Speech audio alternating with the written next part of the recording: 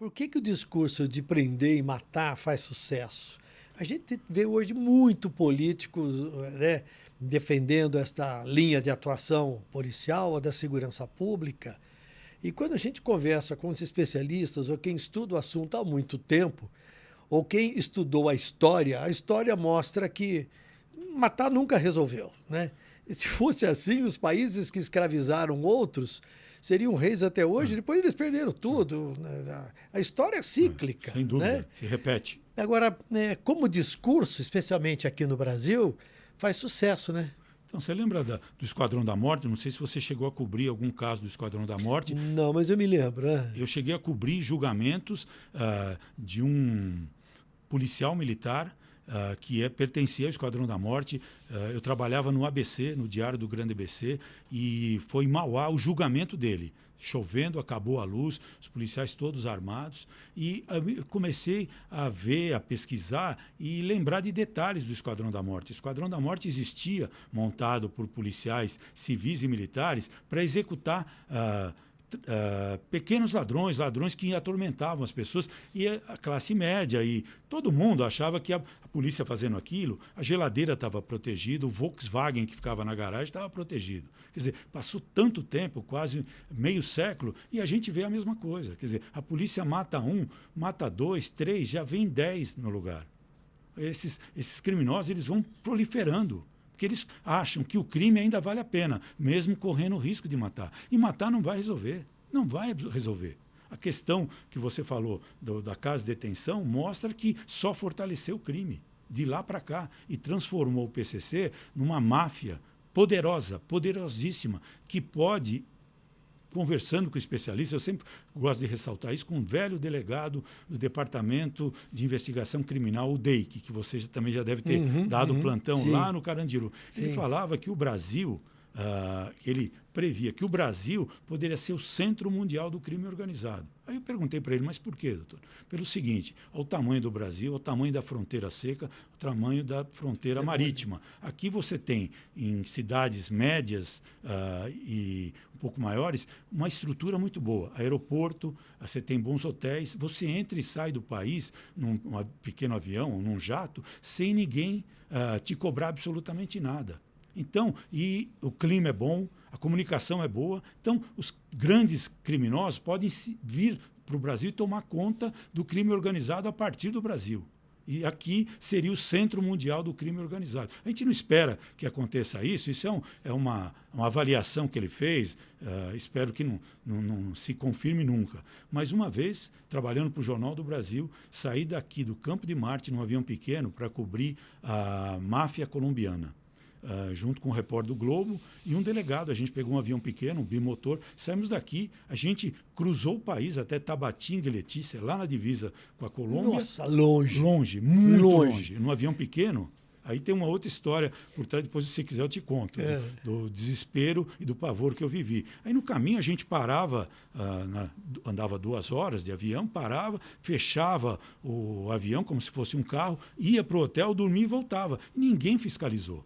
Ninguém perguntou para onde vocês vão, que caminho vocês vão fazer, nada. Eu acho que hoje esses aeroportos médios das grandes cidades devem servir também para o tráfico de drogas. Quer dizer, então existe um clima, né, um país propício para ser, infelizmente, o centro do crime organizado. Não sei se eu respondi a sua pergunta. E que história é essa do avião? O avião, quando a gente estava em cima de Vilhena, aí o avião, nós estávamos em 4, o piloto, um delegado da Polícia Federal, eu e o repórter do Globo. Repórter do Globo. Isso. Aí a gente estava lá e eu fui descansar atrás.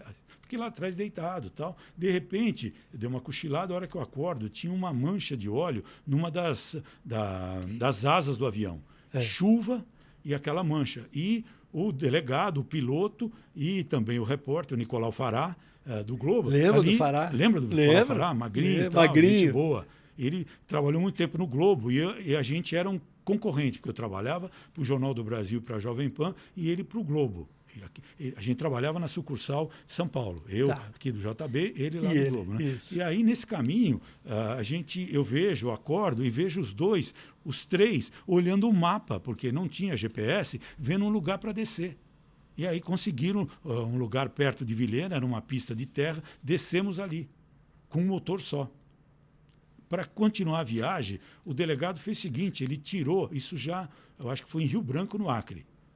Eu não lembro, desculpem, mas eu não lembro os detalhes. Se o Nicolau estiver ouvindo, ele pode depois avisar e me contar. Mas a gente parou em Rio Branco, onde tinham criminosos presos, pilotos que faziam viagens para o garimpo, que também trabalhavam para o crime. O delegado tirou 2 pilotos que estavam presos, pegou um avião apreendido, quer dizer, só tinham 2 bancos, do piloto e do copiloto, porque ali eles levavam éter e acetona para a Colômbia e depois vinha a cocaína refinada. Aí, aquele cheiro de éter e acetona, esses criminosos tiveram que parafusar os bancos para a gente ir até Tabatinga e Letícia.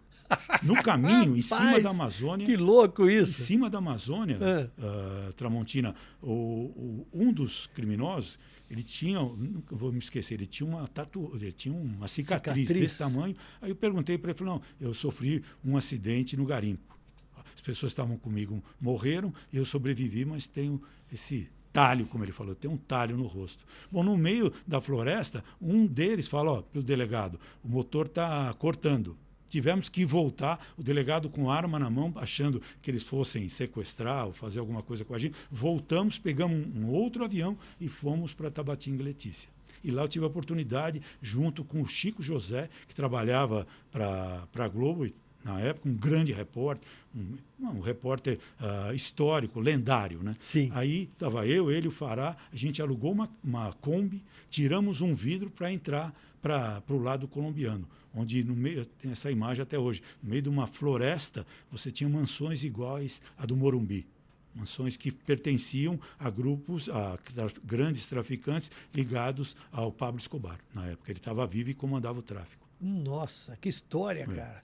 Isso tem 30 anos. Sim. Foi em 92, mais ou menos. Não, um pouco 90? antes. 90, na década de 90. Final da década de 80, começo da década de 90. 30 anos. Trabalhamos, fizemos essa matéria, depois nós voltamos, só para terminar a história, voltamos no avião de carreira. Ninguém quis arriscar. Né? Mas o piloto ficou lá, porque ele tinha que trazer o avião, até consertar, etc. Não, você imagina o delegado com uma arma na mão, se ele resolve dar algum tiro em alguém dentro do avião, era igualmente um desastre completo. Assim, já teria virado notícia há muito tempo, né? Eu tenho sorte, entendeu? E estava para nascer a minha segunda filha, a Renata. Eu fui para ficar 3, 4 dias, ficamos quase 15 dias lá. Para ir, voltar, para fazer matéria. Olá, eu sou o Carlos Tramontina. Gostaram do corte? Então se inscrevam no canal, curtam, compartilhem, falem com os amigos. E se quiserem ver o episódio inteiro, é só ir lá no Flow News. Vocês vão encontrar tudo o que estão buscando. Um abraço.